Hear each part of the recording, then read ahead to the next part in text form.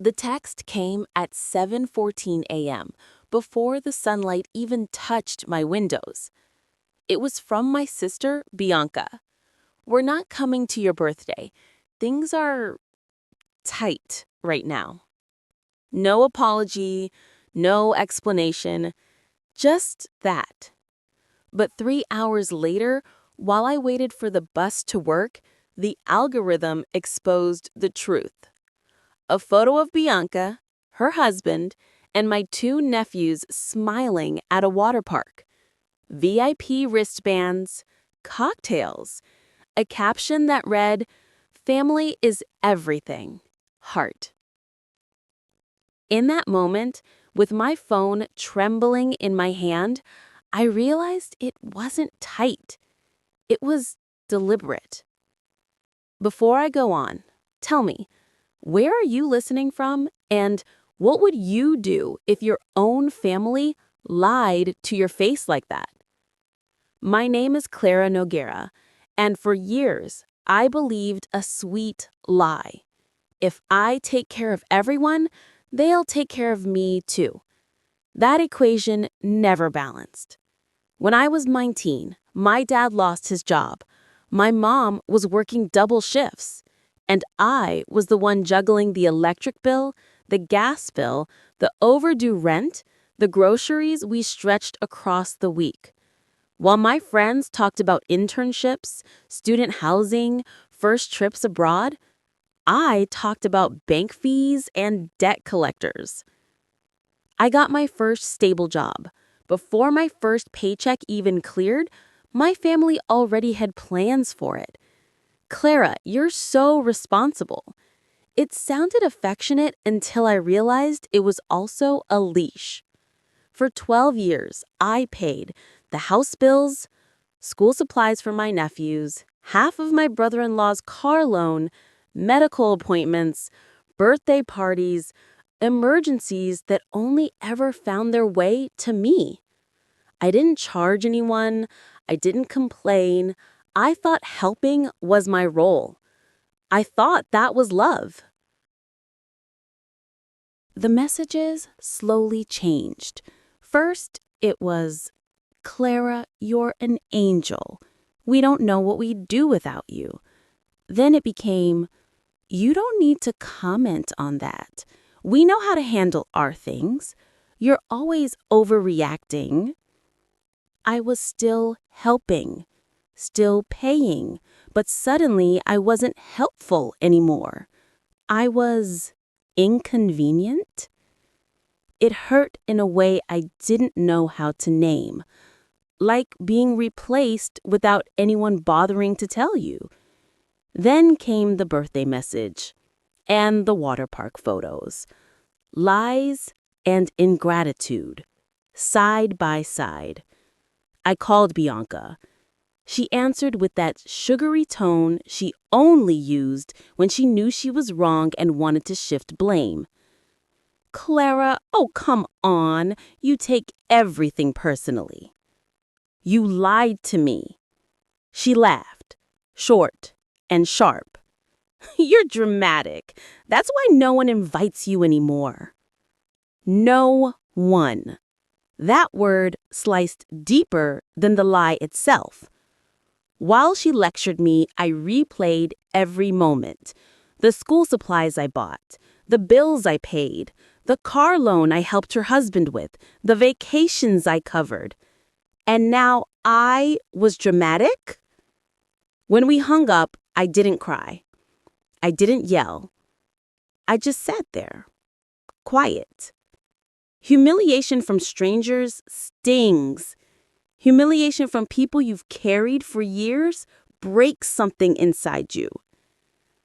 I sat on my couch, the one piece of furniture I bought for myself, not for someone else's crisis, and opened an old notebook. I started writing. 3 months of groceries for Bianca's family, $470. School materials, $150. Car loan payments, $1,900. Medical bills, $230. credit card bailouts, $1,000 plus, birthdays, holidays, help just this once, thousands. Seeing it laid out like that hit me like a cold wave. I hadn't been the sister. I'd been the family bank. And banks aren't loved. Banks are used. A sentence rolls up in my mind, one I'd never allowed myself to think. I don't owe them anything. The next morning, I did the unthinkable. Canceled my sister's additional card. Removed my name from my brother-in-law's loan. Stopped the automatic transfers. Deleted every scheduled payment. No revenge, no drama, no announcement. Just boundaries. Long overdue ones. The peace I felt was almost physical. 3 days later, the firestorm began. My mother showed up first. Bianca is crying. You cut her off without warning.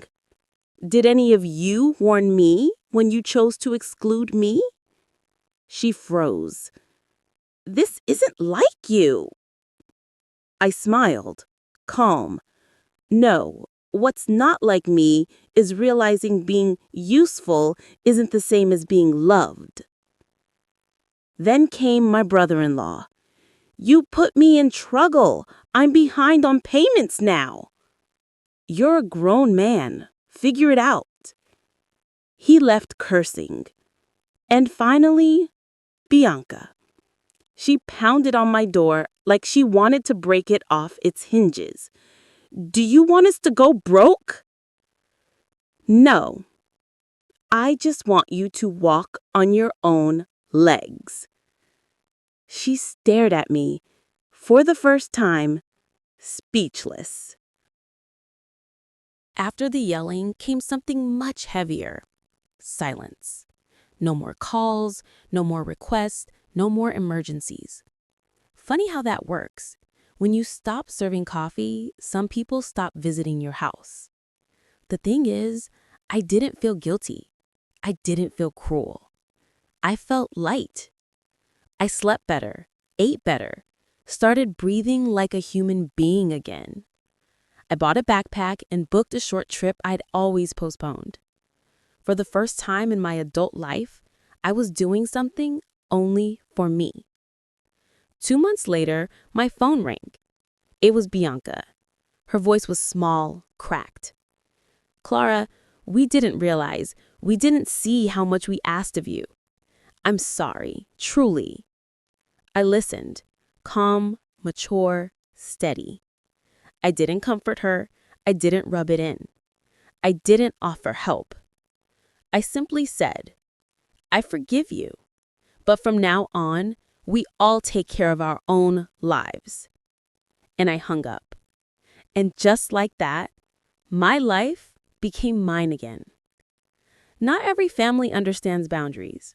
Not everyone you save wants to see you well. Sometimes, people only respect you when you stop rescuing them. I didn't cut my family off. I just stopped being the safety net they kept tearing apart. And in the end, I found myself. Now you tell me, what would you have done in my place? Have you lived something like this? Leave your story in the comments. I read every single one.